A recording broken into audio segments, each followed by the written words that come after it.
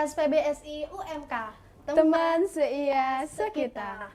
Nah, sebelum kalian tonton video ini, jangan lupa kalian like, comment, subscribe, dan bagikan ke seluruh sosial media yang kalian punya. Pada kali ini aku ditemenin oleh salah satu mahasiswa PBSI. Siapa lagi kalau bukan Kak Nafa. Halo. Ini aku panggilnya Kak Nafa atau Nafa aja ya. Kan kita udah saling kenal. Ya kebetulan kita kan udah saling kenal ya, jadi kayaknya manggilnya Nafa aja sih biar lebih kayak akrab aja gitu. Nah, boleh diceritain nggak sih awal mula bisa ikut program pertukaran mahasiswa di Makassar?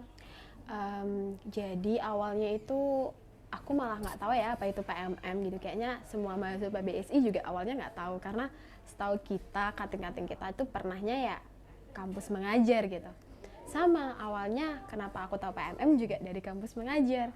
Awalnya itu tertarik ya sama kampus mengajar, terus mau coba searching gitu di Instagramnya Kampus Merdeka.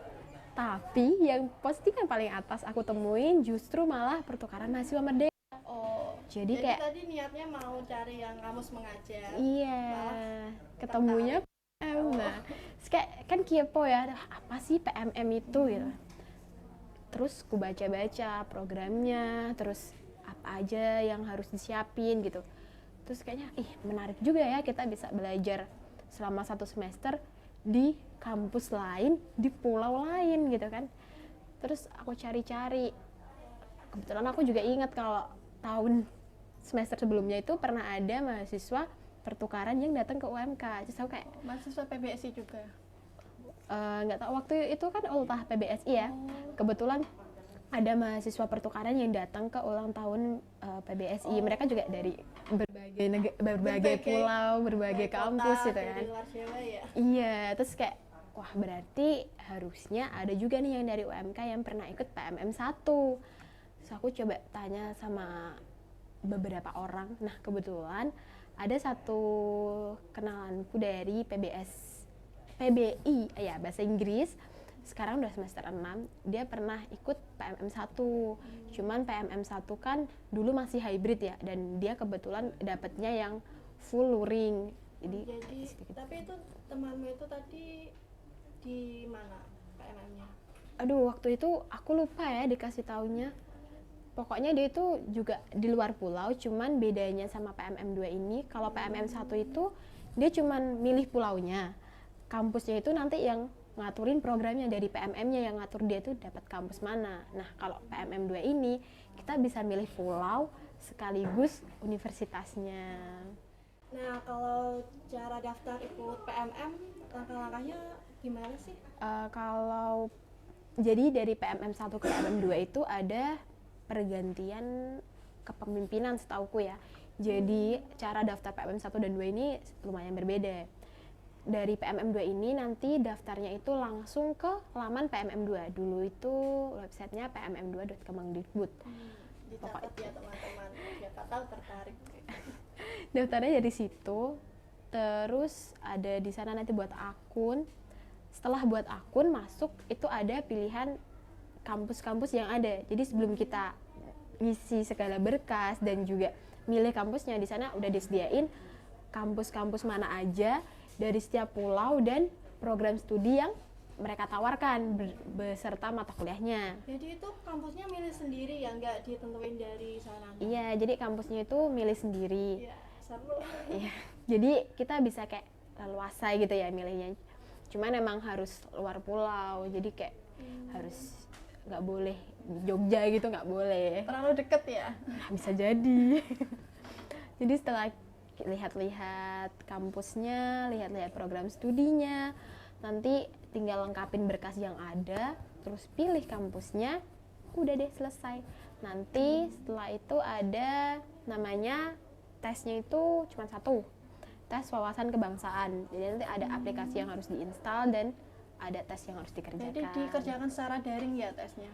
Betul sekali, tesnya dikerjakan secara daring, dan menurut aku ya, aku yakin kalian semua pasti bisa jawab. Tesnya itu aja atau ada tes lain yang secara offline gitu? Tesnya cuma itu aja, karena bobot penilaian Bobot penilaiannya itu dari nilai tes itu dan kampus yang kalian pilih. Jadi kayak pinter-pinter kalian milih kampus tujuan. Kalau kalian milih kampus tujuan itu dan udah banyak nih yang milih kampus tujuan itu, pasti peluang kalian semakin kecil. Iya. Nah, Nafa ini kan pilihnya yang di Makassar ya. Kenapa harus Makassar, nggak Bali atau di Riau atau di mana gitu? Kenapa Makassar?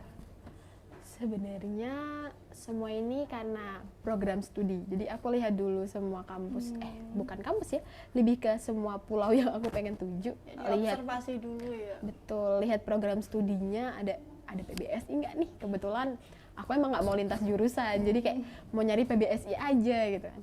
Beberapa kampus itu mereka menawarkan PBSI, tapi tidak memberitahukan mata kuliahnya. Jadi akhirnya aku dapat list kampus yang mereka ada prodi PBSI dan menyediakan list mata kuliahnya.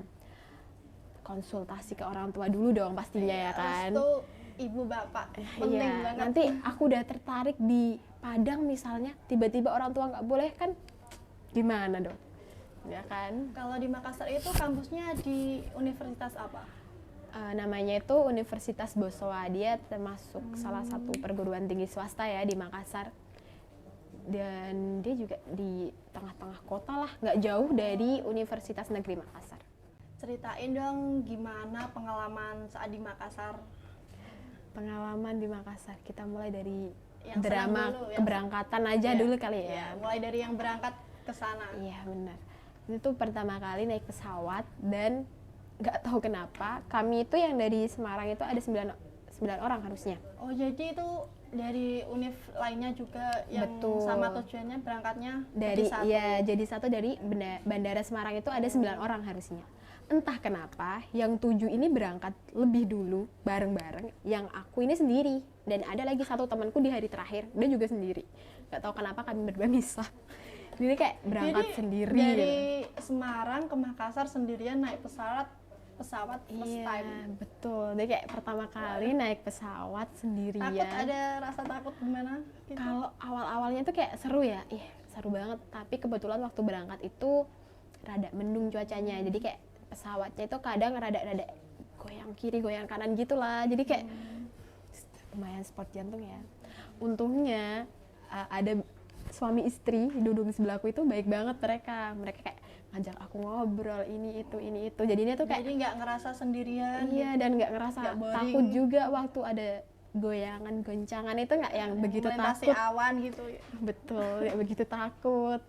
Terus sampai Makassar malam dijemput Itu berapa hari naik pesawat? sebentar, 2 jam doang kok. Deket tadi. Deket kalau naik pesawat itu 2 jam. Sampai sana dijemput dari pihak Bosowanya, Dari universitas pihak tujuan. universitasnya. Ya betul. Kebetulan waktu itu aku lupa ada berapa orang, tapi juga ada yang dari daerah lain juga. Kebetulan jamnya sama landingnya. Ada yang dari Medan juga bareng kebetulan. Jadi buat teman-teman yang mau ke universitas tujuannya nggak usah takut nanti kalau sampai sana Iya. dijemput siapa, nggak ada temennya. Betul banget. Dan abis itu diantarlah kami ke hotel. Jadi alhamdulillahnya, ini kayak alhamdulillahnya kampus tujuanku ini mau mencarikan tempat tinggal. Jadi kayak kami tinggal, ya udah kami tinggal bayar bulanannya aja gitu. Berarti itu aslinya itu Iya, ada beberapa kampus yang mereka itu mahasiswanya disuruh cari kos sendiri gitu. Jadi kayak bayangin kalau cari kos sendiri, aduh nggak kebayang deh gimana cara cari nggak kosnya tahu gitu kan. daerah di sana seperti apa. Iya betul, tahu-tahu nanti dapat yang dikasih mahal kan, aduh habis uang sakunya buat bayar kos doang. Uang sakunya juga tebel ya pastinya. Aduh, ya Itu di Makassar berapa bulan? gitulah. 4 bulan pas, alhamdulillahnya 4 bulan pas di Makassar. Di hotel, alhamdulillah dapatnya hotel ya kan, satu kamar, alhamdulillahnya dapat yang bertiga, nggak begitu. Begitu. Iya, nggak begitu padat satu kamar gitu. Dapat bertiga dan alhamdulillahnya juga nyambung sama mereka bertiga. Di Makassar ya tentu Terus kalau berangkat kuliah naik apa? Jauh nggak sih dari hotel sampai ke universitasnya? Ini yang jadi problem. Sebenarnya dari hotel ke kampus itu nggak yang jauh-jauh amat. 4 kilo 2 lah, 4,2 kilo lah, deket sebenarnya. Setengah jaman mungkin ya? Oh, nggak ada Nggak sebenarnya. ada? Sebenarnya tuh kayak 15 menit, 20 menit itu udah sampai.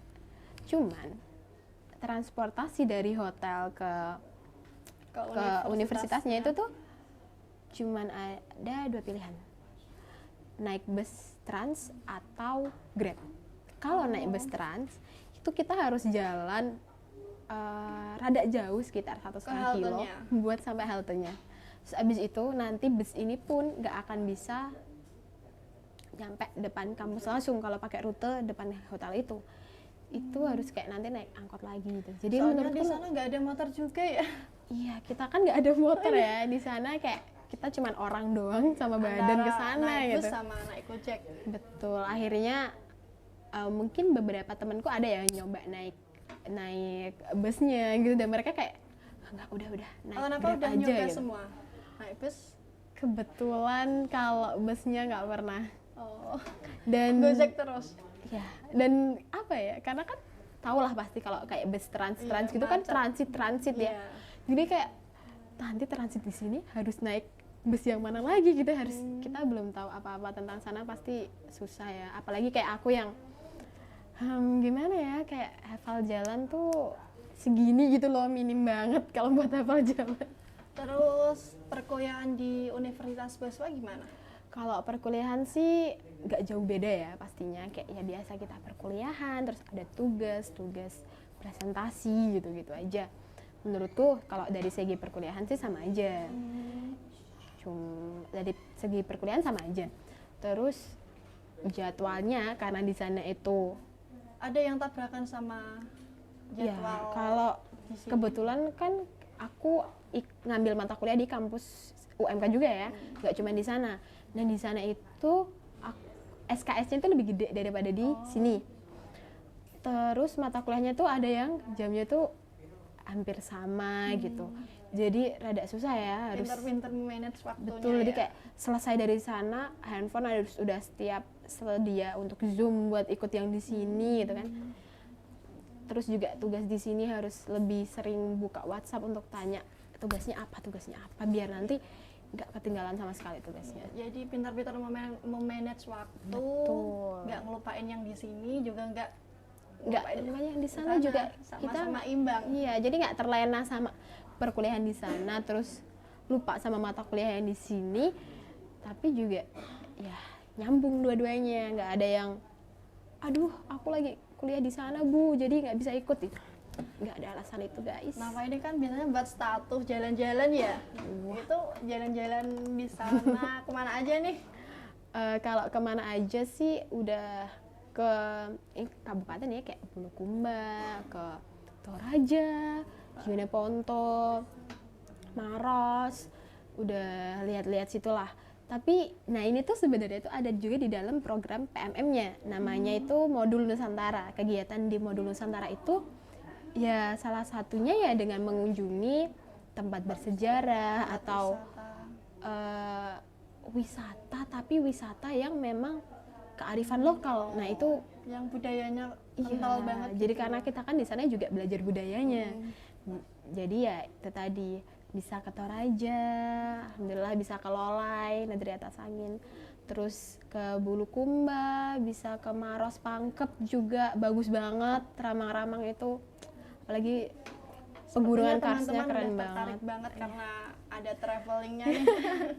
Iya, terus juga ngunjungin museum-museum, monumen, terus juga ada sharing session tentang kebudayaan yang di sini dan yang di kampus asal sama yang di Makassar itu kayak apa sih bedanya kayak gitu. Jadi ya berbagi lah. Makanan di sana yang paling Nafa sukai apa nih?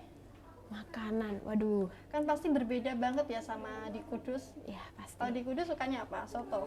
Kalau di Kudus aku suka nasi pindang sih. Nasi apa? Nasi pindang. Oh, nasi Pinang yang Iya, yang ada irisan daging kerbaunya itu. kalau di sana. Kalau di sana itu ada yang kuahnya itu hampir mirip namanya palu basah. palu basah. Rasanya gimana tuh? Rasanya, aduh, susah nih mendeskripsikannya. Pokoknya makanan di sana kayak palu basah, terus di sana ada namanya sop saudara. Sop saudara. Sebenarnya sop saudara Unik ini ya? ki nama apa ya? Bisa dibilang kayak nama tokonya gitu. Oh. Tapi emang sop saudara itu seterkenal itu. Terus Udah nyobain berarti ya? palu basah itu di samping hotel itu kebetulan ada. Jadi kalau kita lagi mode pengiritan, jadi belinya palu basah. Itu Palu sayur basahnya ya? satu. Ya dia kan kayak kuah gitu, Oh. ada kuahnya, terus daging gitu. Jadi kita beli palu basah satu, nasinya dua. Itu udah bisa dari pagi sampai malam. Kalau suruh milih sayur pindang apa palu basah, milih apa? Aduh, kayaknya lebih milih sayur pindang tetap. Sayur pindang selalu di hati. Oh. Nah, Nafa ini kan di sana ketemu sama mahasiswa dari luar daerah juga lain universitas ya. Tentunya bahasanya, terus budayanya kan berbeda. Nah, cara Nafa beradaptasi dengan mereka itu bagaimana? Inilah. Di sana itu kami ada 96 orang. Satu hotel? Satu hotel. Dari universitas yang berbeda. Betul, ada yang dari Papua, Papua, ada jauh-jauh. ada yang dari Papua, ada yang dari Medan, ada yang dari Aceh, ada yang dari Batam, jauh-jauh ya. Terus kulturnya juga beda-beda. Waktu awal-awal itu kayak dengar orang yang dari Ada Makassar. culture shock nggak? Ya, sedikit Tentunya ada. Pastinya ada ya, kayak dari Medan ini kan apa ya, bisa dibilang logatnya lebih keras lah ya. Jadi kayak kadang tuh kalau dengar anak Medan ini bicara, kadang tuh rada kaget di awal-awal. Astagfirullahaladzim, Astagfirullah, apa dia kaget. marah gitu kan ya. Kita kan bertanya-tanya, apa dia marah gitu. Ternyata kayak enggak, apa emang logatnya kayak gini. Dengan nada yang tinggi. Iya, mereka nadanya tuh kayak tinggi-tinggi. Terus bahasa juga saya jadi lebih dengar banyak bahasa yang dari Iya. Sunda. Kalau ketemu temennya Sunda ngobrolnya pakai bahasa Sunda gitu. Terus kayak yang dari Batak juga pakai bahasa Batak, ada yang dari Minang gitu kan. Jadinya Jadi kayak, bisa belajar dari berbagai bahasa. iya, saya jadi kenal lagu Mardua Holong ya di Mardua sana. Halong apa itu? Itu lagu dari Batak. Oh, Coba nanti didengerin dong. enggak mau dengerinnya Kak Nafa yang nyanyi. Aduh, aku nggak pandai nyanyi Spill nih. sedikit liriknya coba. Itu Di- dari mana? Dari Batak dia? Ya ini pakai bahasa Batak. Ya, coba sedikit dong. Aku nggak jago nyanyi, nanti aku dimarahin yang dari Batak ini logatnya salah gitu kan. Iya. Ini dari Kudus jadi bisa dimaklumi. Aduh, Masya Allah. Dikit aja lah Ya, ya. dikit Aduh, aja. tinggi banget nadanya. Ya yang enggak apa-apa. Coba bentar. Bagian ini aja deh. Dengan dunia itu kita namamu kapadan dengan mania malam tungiku sirang. Udah banyak malu. Itu lagunya tentang apa? Kayaknya putus cinta sih. Oh, putus cinta. Lebih ke putus cinta gitu. Jadi bisa menyanyikan lagu daerah sana juga ya? Sedikit jadi mereka kebetulan yang dari Batak tuh kadang kalau nyanyi bareng gitu, nyanyi berdua holong gitu kan, jadi kayak ih, lagu apa sih ini, searching, oh kok enak, tahu lagunya. Terus culture shock yang Nafa temuin lagi apa? Culture shock, selain dari bahasa mungkin kayak kebiasaan ya, karena kan kita nggak tahu nih kebiasaannya. Kalau kita di Jawa itu kalau nyapu itu harus ke depan kan, emang dibuang ke depan kan, nggak dibuang ke belakang. Nah kalau yang dari ada temanku dari Medan kalau nggak salah, dia itu nyapunya dari depan ke belakang. Jadi terbalik. Iya, jadi dia Jadi nyapunya dari ruang tamu dibawa ke dapur, nanti dibuangnya di pintu luar dapur. Oh, Nah itu ada beda ya. Kita Iya. kan kayak kita kalau nyapu ruang tamu ya udah dibuang keluar. pertama kali lihat gitu, kok Iya. aneh gitu. Waktu aku nyapu ke depan dia kayak, lah Nafa nyapunya ke depan gitu kayak, "Hah? Oh enggak ya," gitu kan, kayak kaget dikit. Oh. Banyak sih, terus kayak di sana jadi bisa masak mie pakai dispenser ya, karena Masak di- mie pakai dispenser, airnya di hotel. air panasnya hanya dari dispenser. karena di hotel nggak boleh kita rebus air, kita nggak boleh pakai panci listrik, pokoknya yang berpotensi untuk over listriknya itu nggak diperbolehkan, dan di sana juga nggak ada dapur umumnya. Jadi kayak kalau mau buat mie makanya air dispenser. Kalau enggak biasanya kalau makan ke Grab. Ya kalau lagi awal bulan gitu kan ya, Ya, baru di itu ya baru dapat baru kiriman. cair gitu kan emang bulanannya kan, gitu. nge-Grab. Ya kita kayak nge-Grab Kalau aja akhir udah, bulan gitu. mie. Iya, kalau udah akhir bulan nanti kayak aduh adanya roti di kamar makan roti, adanya mie di kamar buat mie gitu. Jadi juga bisa memanage uangnya di sana juga. Tentunya Tuh. harga di sana sama di sini berbeda ya. Kalau itu Pasti. itu juga salah satu culture shock ya. Oh, iya. Kayak berbedanya tuh rada jauh. Jauh, mahal sana mahal sini. Oh tentu mahal sana.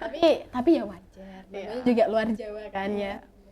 Ya begitulah, kayak kalau di Jawa kita makan 10.000 udah kenyang gitu ya. Di sana itu ada sih 10.000 kenyang, tapi ada jauh dari hotel buat yang kita nggak punya kendaraan pasti susah gitu.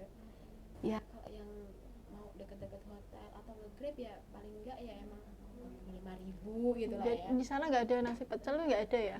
Ada Kak, tapi 25.000. 25.000. Jadi Kalau kayak di sini Mending 10.000. nggak makan nasi pecel gitu.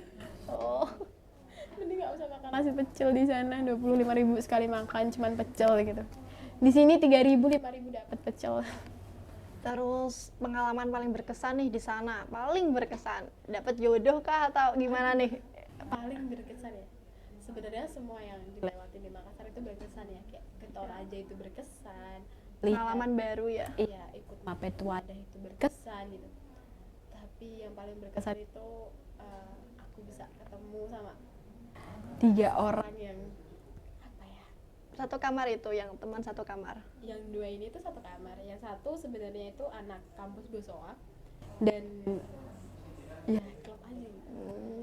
Kayak Iya. dapat teman baru juga. Temen yang bener-bener gimana sih, kayak wow gitu loh. Bestie banget gitu. Iya, padahal tuh apalagi yang ini ya, yang tadi dari Bosowa itu aku baru kenal dia itu bisa dibilang tuh 1 bulan terakhir aku di sana gitu. Tapi dia scare itu, terus kayak baik, ngajakin ke Maros, ngajakin jalan-jalan gitu. Kayak wow gitu, kayak wah keren banget sih. Pisah sama mereka itu yang paling berat, dan sampai sekarang masih kadang kayak VC gitu. Itu yang paling berkesan, ketemu mereka dan sama pengalamannya. Nah, PMM Angkatan 3 ya ini mau dibuka lagi. Pesan buat teman-teman di rumah yang mau join ikut PMM karena sudah tertarik dengan dengar cerita Kak Nafa. Kalau mau ikut PMM 3, yang pasti harus pantengin terus Instagramnya PMM. Mereka ada di Pertukaran Mahasiswa Merdeka, di sana udah di-share, dan setauku udah dimulai ya pendaftarannya. Itu udah dimulai pendaftarannya. Ada beberapa perbedaan antara PMM 2 dan PMM 3, tapi itu tadi kalian pantengin aja IG-nya, jangan sampai kelewatan tanggalnya, persyaratannya apa aja. Dengerin teman. Itu harus selalu dilihat, dipantengin, jangan sampai salah juga. Terus apa ya, pintar-pintar pilih kampus. Saran dari aku, daftar di awal-awal jangan kayak yang nanti aja daftar terakhir.